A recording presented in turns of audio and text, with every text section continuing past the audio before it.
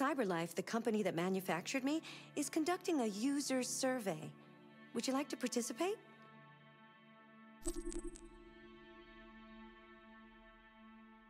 Great. Let's start. Would you consider having a relationship with an android that looks like a human?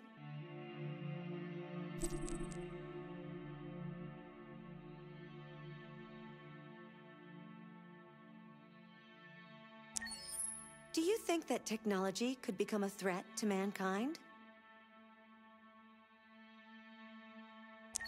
If you had to live on a deserted island and could only bring one object, what would it be?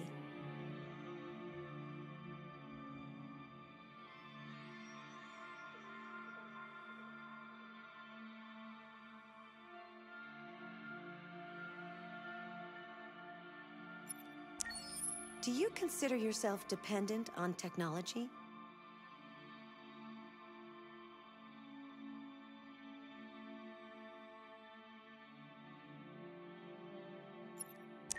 What technology do you most anticipate?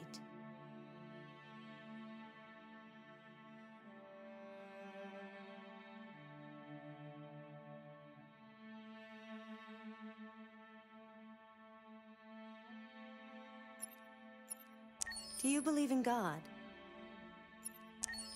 Would you let an android take care of your children?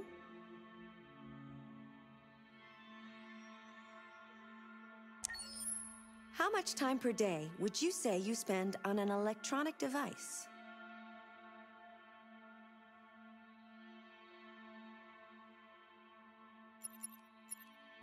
If you needed emergency surgery, would you agree to be operated on by a machine?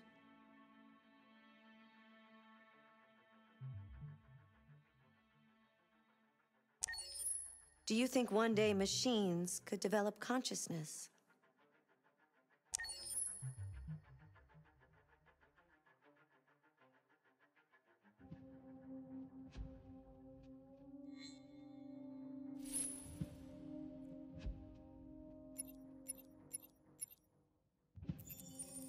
This is the extras section. As you play, you'll unlock all kinds of content that you can find here.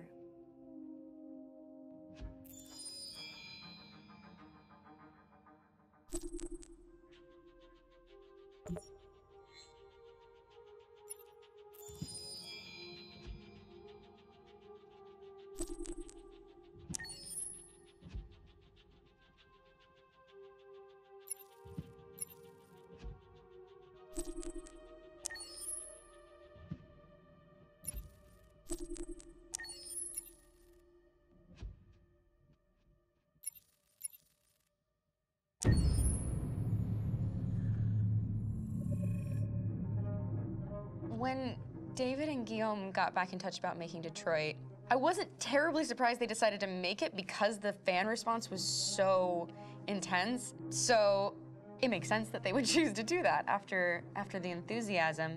It was a challenge, and it was just an interesting thing to get my head around how to approach this character now as a different, much older person, and whether or not she had changed. And I'm very happy to say that with Detroit, I've had the opportunity to see Kara grow so much more than I ever expected. You do the housework, the washing, you cook the meals, and you take care of... God damn it, where the fuck's the rat gone now? Alice! Alice! I mean, she starts out essentially how she does in Kara in a very, not robotic, but, you know, android, other way. And getting to take this journey where she becomes more and more human as it goes on. You know, and as an actor, that's a wonderful exploration in every way, whether it's how she sits, her posture, how her voice changes, how emotions change, and how much emotion is based on things like empathy and social experience. And so having, you know, as much material as I got with David to have this huge, nuanced arc was really incredible. Why couldn't we just be happy? This experience has been quite different than the experiences I've had shooting film or TV or doing theater work. I have 83 dots on my face and a really flattering black wetsuit type thing, and you're jumping around with props, and it's kind of like being a 10-year-old imaginative kid, which is fun. There's 80 cameras around us. It's already lit. So we just shoot and shoot and shoot and shoot and shoot. There's no change of sets, there's no hair and makeup, there's no wardrobe, so we move really fast, and we'll go through about 35 pages in a day. Working in TV or film, we'll probably do 6 pages a day. It's kind of acting boot camp. It's like working out constantly. I mean, you're doing this thing, and then you got to do something that's completely other back to back to back. And so that kind of process of working is very challenging, but it's also very exciting because you just have to keep coming up with new ideas. And your head goes all over the place because you're trying to keep track of basically 4 different storylines for each different response. You shot that girl, for fuck's sake. It was a machine that looked like a girl. Yeah, I know what I should have done. I just told you I couldn't. All right, I'm sorry. The fact that David Cage, he's telling like many stories interwoven from beginning to end is super complicated and super impressive, and I have no idea how he keeps it all in his head. He's not just the writer or the director who's seeing this from the outside eye, he's also thinking about the player walking through this space. You know, only somebody who really, really loves not the work, but like these characters and these stories and cares about doing something meaningful would invest that much in it. And it's always inspiring to work with somebody who cares that much. My experience with motion capture is this one. And I found it sort of terrifying in a way, because they said the computer's going to build you. But then, as we got into it, I realized all the elements of it were still artistic. I just dipped into a really brilliant setup here. I've never seen anything like it. And this won't turn me into a product because I was playing a character. So, it's wonderful. In the game, Detroit comes back because of a revolutionary industrial rebirth. And there's no reason why that can't happen in Detroit, because they have such tremendous infrastructure for millions and millions of people who can very easily support, you know, a new industry.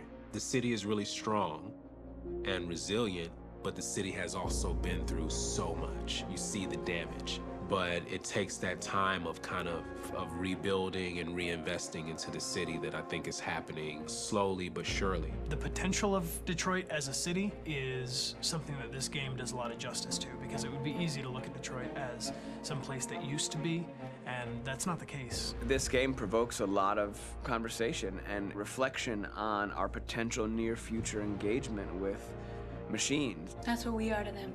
There's merchandise on display in a shop window.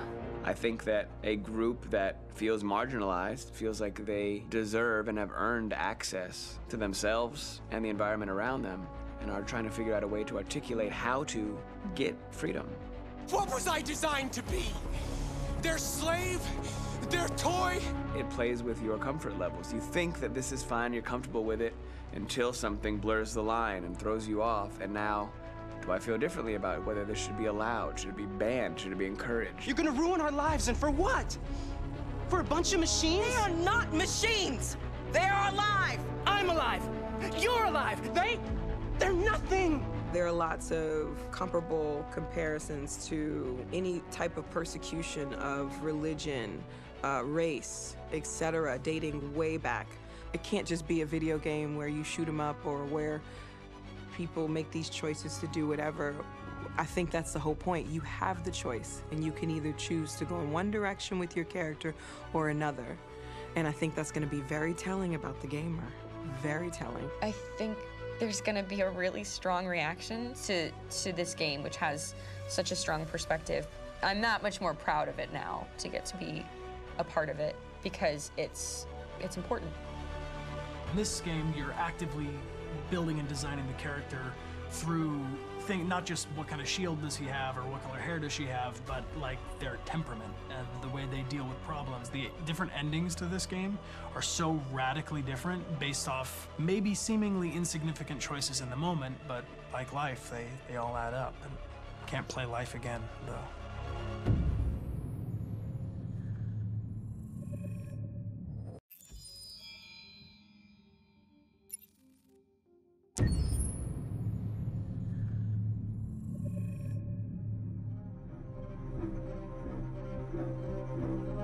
My name is Marcus.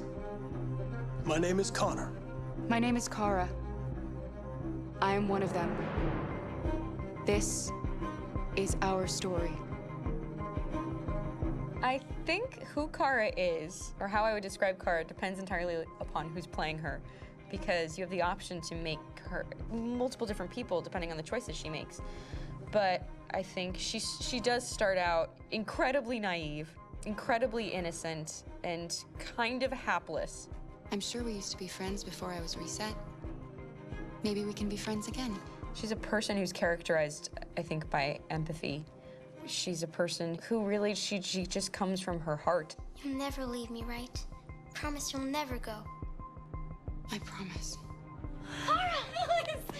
Are you okay? Are you hurt? Wait a minute! Leave her alone! Kara! Leave her alone! The really beautiful thing that I've had the gift to be able to do is to essentially build a person from the ground up, because that's what she's doing throughout the game. And with every experience she has and every person she meets, she's building, you know, first emotions and then the sense of judgment. And it's sort of an exploration of what it is to be a human. Don't worry. Luther and I will be right here.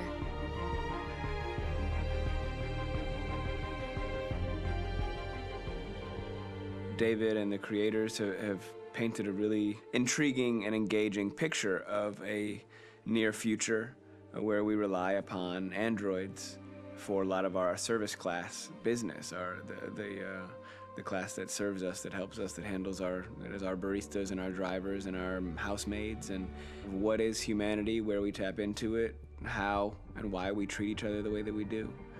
And my character Marcus has a really intriguing journey, becoming deviant, realizing that he actually has feelings and human qualities inside of him, and it's a really incredible ascension into becoming fully realized and coming to terms with what you actually deserve better than this in life. And not only do you want it for yourself, but you want it for your peers. We've come here to demonstrate peacefully and to tell humans that we are also living beings. All we want is to live free. You know what? This thing, Dad, is not your son. It's a fucking machine! I think that a group that feels marginalized, feels disenfranchised, feels like they deserve and have earned access to themselves and the environment around them, and are trying to figure out a way to articulate how to get freedom. Connor is analytical. Connor takes things literally. He starts in the beginning place where he's very mechanical. He feels nothing inside, of course, and it's all just a system, a protocol that he is executing to get whatever he wants to happen, which is help humans stop deviants and to find the link between deviant androids. You were designed to serve humans, not kill them. What was I designed to be? Their slave? Their toy? Just say, I killed him. Is it that hard to say? Stop it! Stop! But of course, over the course of the story, and depending on the player's choices, Connor can grow in many different ways. He can deviate from that procedure or not. The moment of truth, Hank. Am I a living being? Or just a machine?